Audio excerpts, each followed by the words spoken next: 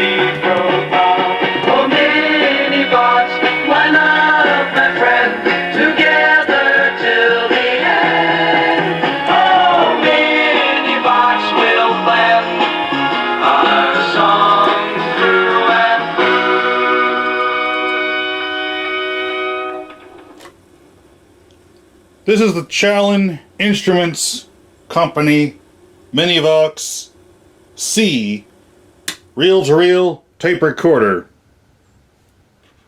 The first of the Minivox series came out in the year 1960 and was designed in 1959. This, of course, is a British tape recorder. Some might think of the acronym BTR for British tape recorder. You can find that on Wikipedia, but anyway, this is indeed a British tape recorder. A battery operated unit, of course, because the types that are my favorites for me to collect are battery operated recorders primarily. This one, of course, is no exception to that rule. It is a 2-speed machine boasting 3 3/4 inches per second and 1 7/8 inches per second. That's right, inches. Part of the English Imperial British measurement system, even though modern Britain almost all uses metric, though you still hear them mention inches and miles from time to time. On the side, you have jacks for such things as external speaker, microphone, and radio inputs. Possibly a line output as well. Maybe. And on the back of the blue wooden case is a carrying handle. Still a viable handle to this day. I wouldn't exactly call this the most user-friendly machine when it comes to operation. It's it actually has two separate controls that are taken into account when you operate the machine. Ultimately, there are three controls total: on/volume, then the electrical change of play, wind, and record, which marked P, W, and R, and then your mechanical operation of forward, play, pause and reverse, and record. Anyway, the way this machine works is it gives you the option of whether or not to erase previous recordings. You can record without erasing, or you can record with erasing, which is a very interesting thing. The unit is AC bias and permanent magnet erase. So let's go ahead and show operation. Let's go ahead and, let's say we want to make a recording. Switch to R position. Energize the recorder. Magic eye tube comes on, showing its sideways exclamation point. Alright, here's a lower exposure on our exclamation so you can see kind of more what it looks like in real life. If I talk in the mic, you can see that it's fluctuating and it gets dimmer as I speak louder. Oh! If you speak too loud, the thing goes out completely. See, it messed with the focus of my camera. The same can get very sensitive to sound. When the level's all the way up, it really doesn't take much at all. It's very sensitive. Very sensitive. Even when the level is all the way down at minimum, if you speak up, it'll still deflect. It doesn't go down to 0. It goes down to 1, you could say. Boy, keeping the exposure down like that looks better already on the camera. Holy moly, and that's with natural sunlight. I turned the overhead light on. That looks pretty darn good. Holy moly. Okay, so we'll make a recording on this. You have it in R position, then you can put this into P. That engages the transport to operate. Currently it is not erasing, although I did blank the tape out with bulk eraser.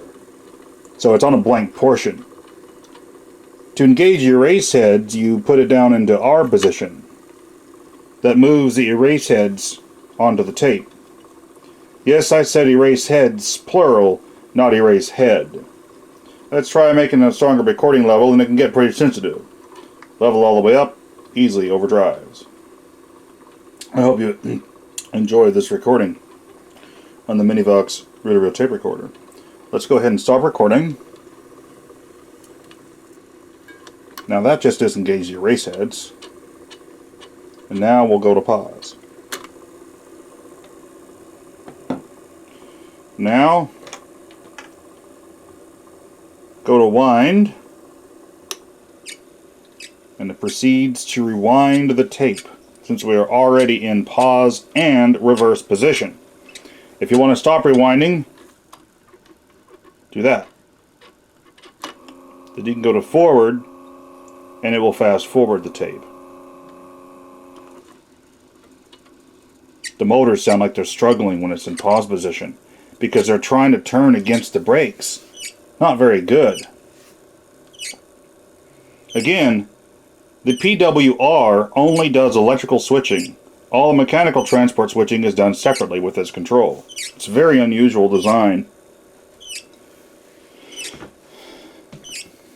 But whether or not you consider the design to be unusual, I guarantee you the engineers that designed this tape recorder sure loved drinking their tea.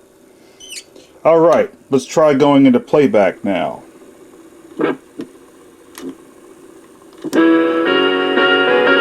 I rewound a bit too far. If you want to erase while playing, be my guest. You can do it. You can erase while playing. While paused, you can easily move the tape back and forth to find an exact location. Alright, let's play the recording back. It engages the transport to operate.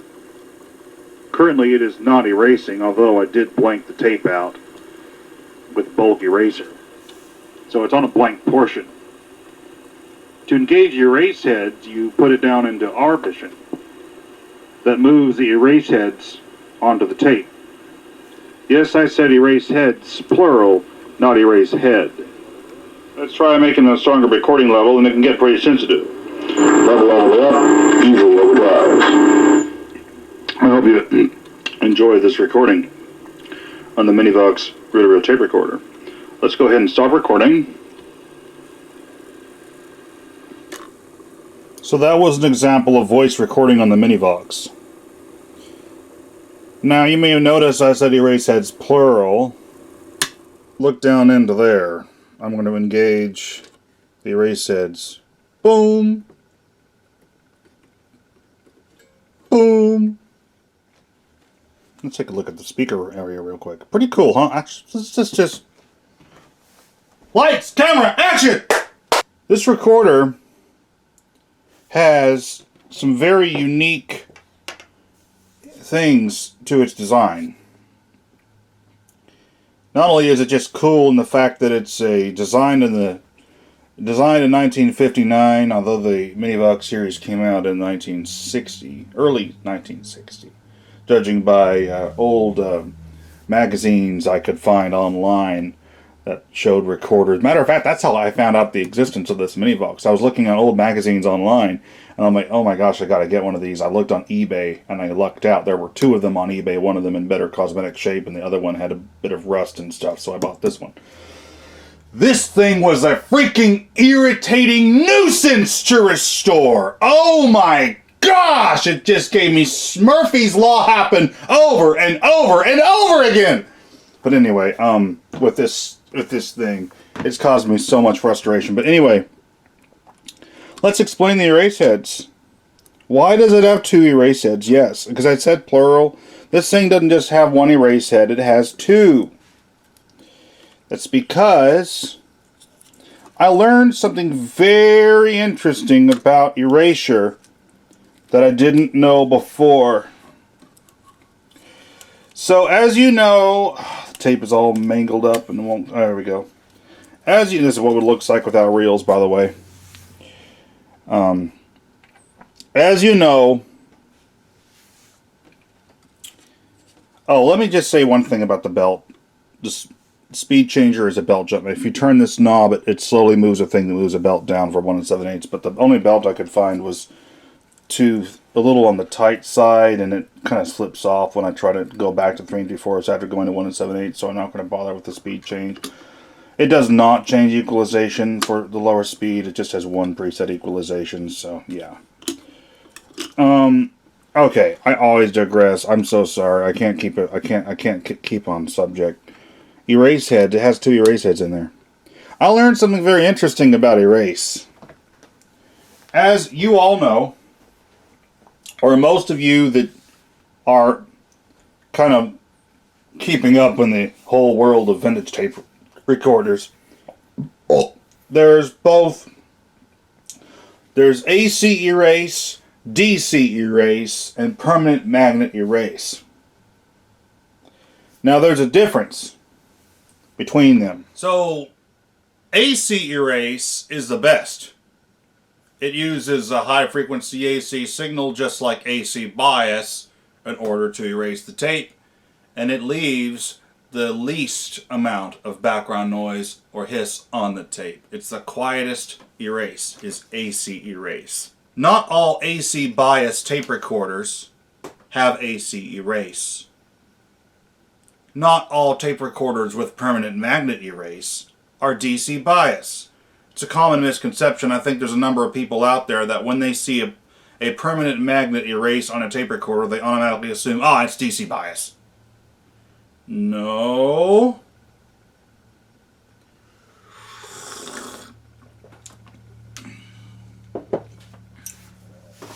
So, AC erase has the least amount of background noise.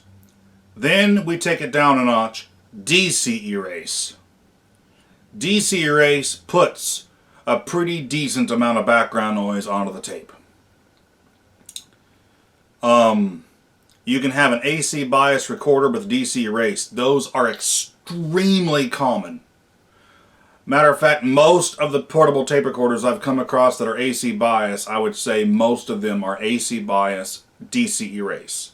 You have a little bit of background noise added by the DC erase, not as much background noise as you get with a DC bias recorder. especially when you have DC bias and DC erase working together, both each adding background noise to the tape. Then you have permanent magnet erase.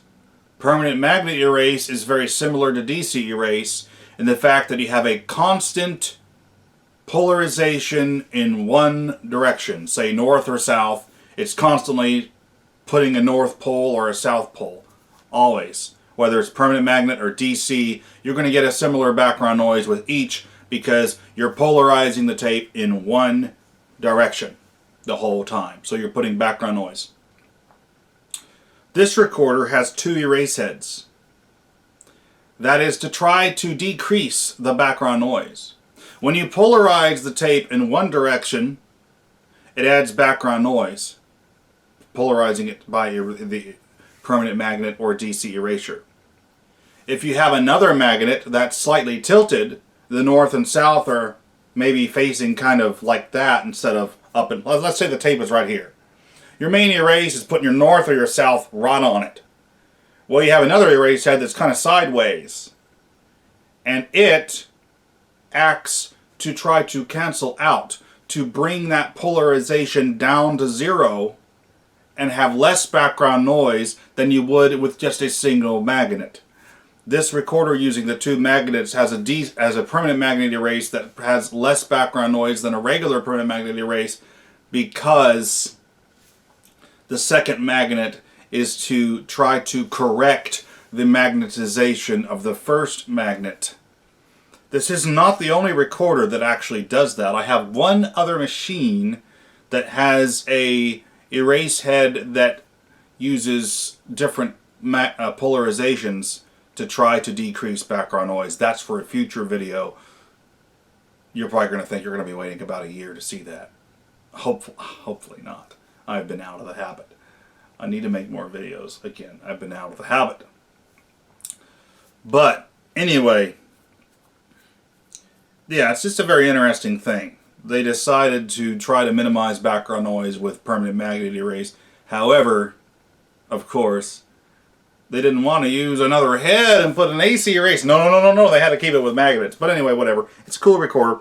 Another cool thing about the design is it uses 3 motors. 3 motors. One for the capstan flywheel, one for your supply reel, and one for your take-up reel.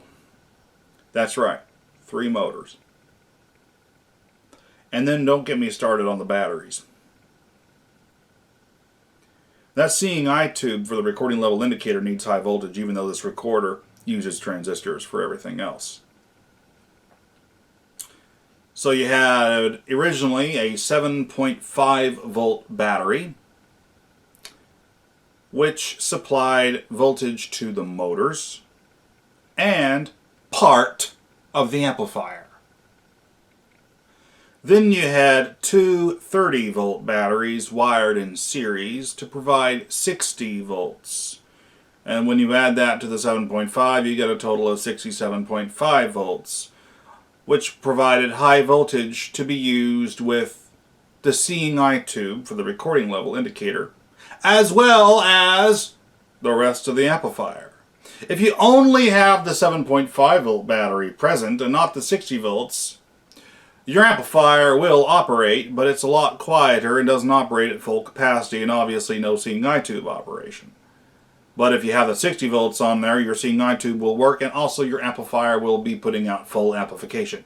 This is a weird design. They use proprietary batteries for, well, not necessarily proprietary, but old style batteries commonly found in the days of portable vacuum tube devices that probably went obsolete shortly after this recorder came out, which makes me think that probably not many of these machines were used for very long because they quickly became obsoleted by their batteries. It's a weird design. Maybe the engineers were just drinking a bit too much tea. But, you know, what can you say, huh?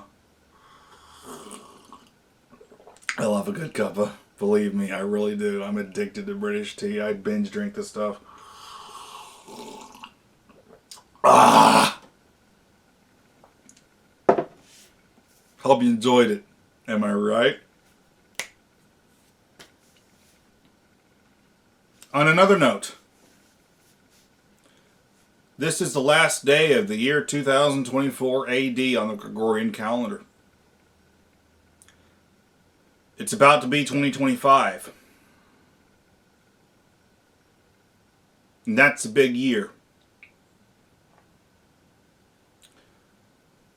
I recommend listening to some very interesting and important people for these days.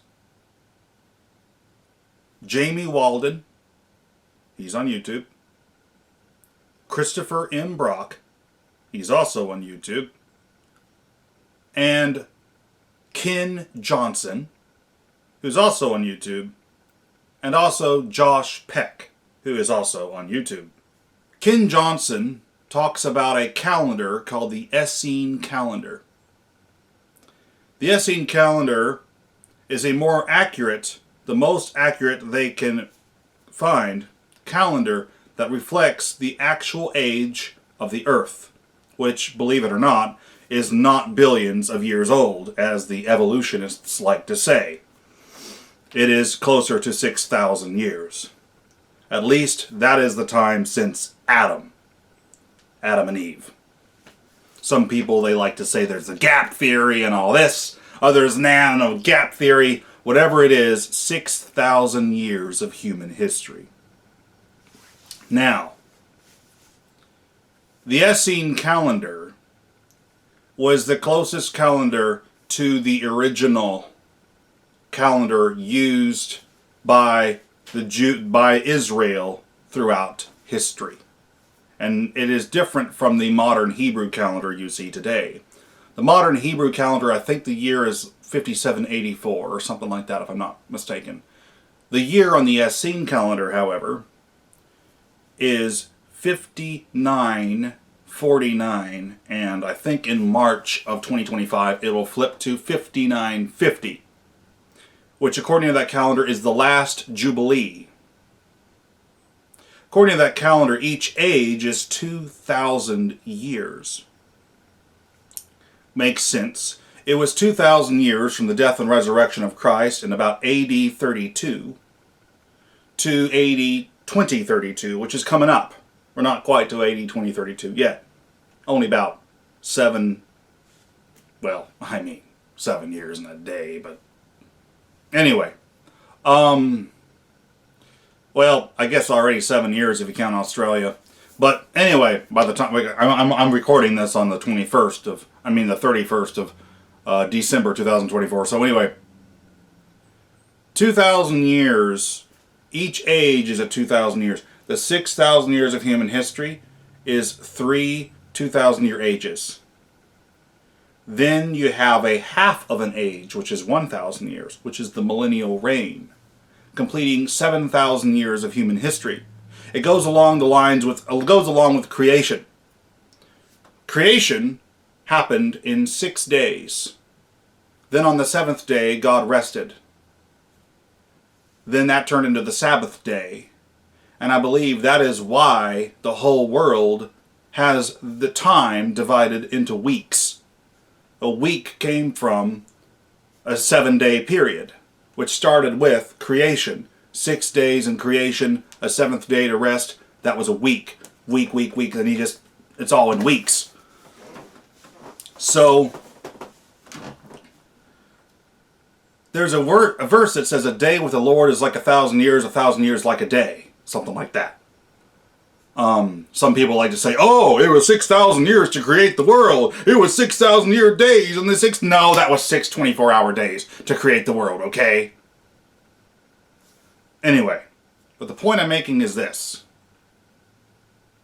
It all makes sense that 6,000 years of human history in the fallen state, 1,000 years the millennial reign, corresponding to 6 days of creation of the world and 1 day of rest.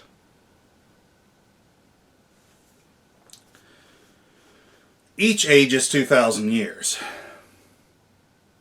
The age of grace would be 1 2,000-year age. The Lord Jesus died according to the Essene Calendar in AD 32. Tack 2,000 years, that's 2032. Now, there's still some people think, or there's a whole thing about, could it be that the age of grace ends at year 6,000 as opposed to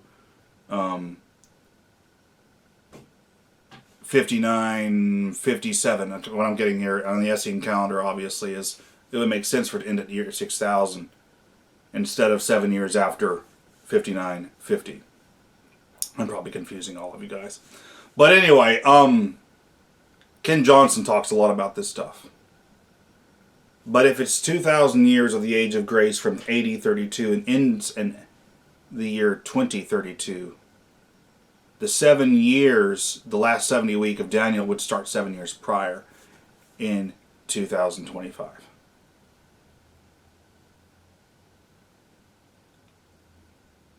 There's a lot of people talking lots of things about 2025. It's not just one person. Oh yeah, 2025, that's when. There's a lot of people talking about 2025.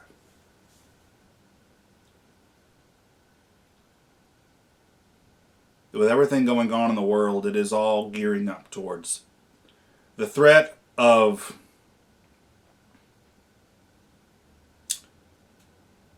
a nuclear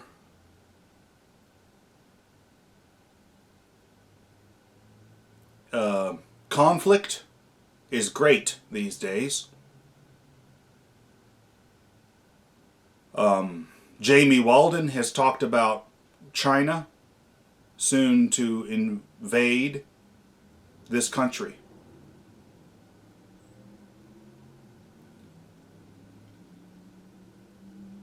Anyway, again, I recommend listening to these people. The times we live in now are unlike any other time, and I feel like we do not have much time left.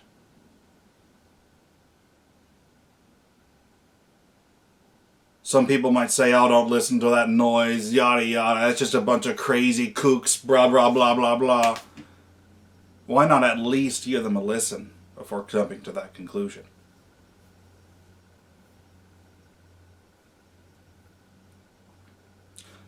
I don't know how much longer even I'll be able to continue this hobby. Recorders, electronics, whatnot. The world may be extremely different in not much time.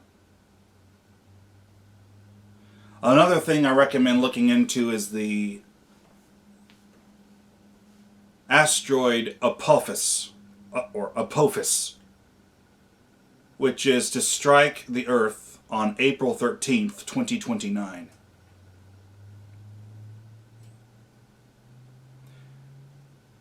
It's a big deal.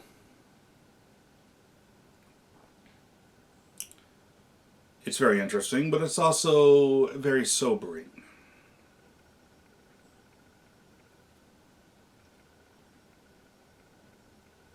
What's most important more than anything,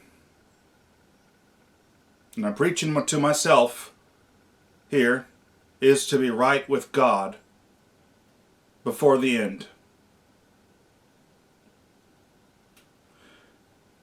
To have taken God as your salvation, to have believed not only that He died and resurrected, to confess your sins to the Lord, to believe. This is something I need to work on myself, is the relationship with God. That's something I need to work on. That's something I need to work on it. It's important to be right with God before the end. And also, it's important to not have any unforgiveness in your heart. Because if you have unforgiveness in your heart, God will not forgive you. There's a verse that says it very plainly. So, anyway, I know myself, I need a lot of spiritual growth. I'm a sinner. I've got lots of flaws. A lot of flaws. There's a lot of stuff wrong with me. And I'm not just trying to say, oh, he just needs some mental help. No, that's not what I'm talking about. There's a lot of stuff, like, we're all sinners, and I'm no exception to that.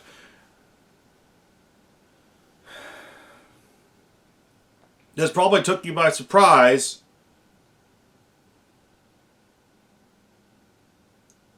See this on a tape recorder demonstration video, the Minivox Model C, reel-to-reel tape recorder made in England. But the times we live in are unlike any time before. If I'm wrong and we have a lot more time, then I sit corrected. But I think things are soon going to be happening. Big things. Calamitous events. If I'm wrong, I'm wrong. It's better to at least sound an alarm and warn. I recommend listening to these brothers, Jamie Walden, Christopher Brock. Especially Christopher Brock and Jamie Walden. Also Ken Johnson and Josh Peck. They talk more about the Essene Calendar. Especially Ken Johnson has done all kinds of research into the Essene Calendar. Multiple videos about various old texts from the Dead Sea Scrolls. And of course talking about the calendar. Anyway. Matter of fact, I'll be right back. Let's search the Essene Calendar. I just wanted you to see what it looks like. Here is the Essene Calendar on Ken Johnson's website. It looks similar to the Hebrew calendar because you'll see names that are like that of the Hebrew calendar, but it's a different calendar system than the modern Hebrew calendar. This one's more accurate to the original. So I think the modern Hebrew calendar was a lunar calendar, and I think this one is solar, if I'm not mistaken. I'm not an expert, okay? Seriously, I'm not even close to being an expert on this stuff. Like, not even close. But Ken Johnson talks a lot about this stuff. But anyway, it's really, really cool, the Essene Calendar. And this shows what the current date is on the Essene Calendar.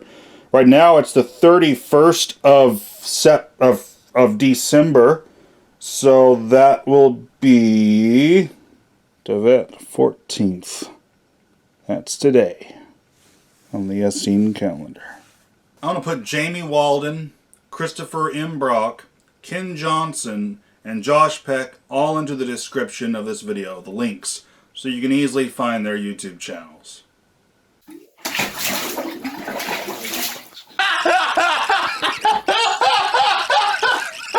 This has been a Cassette Master production.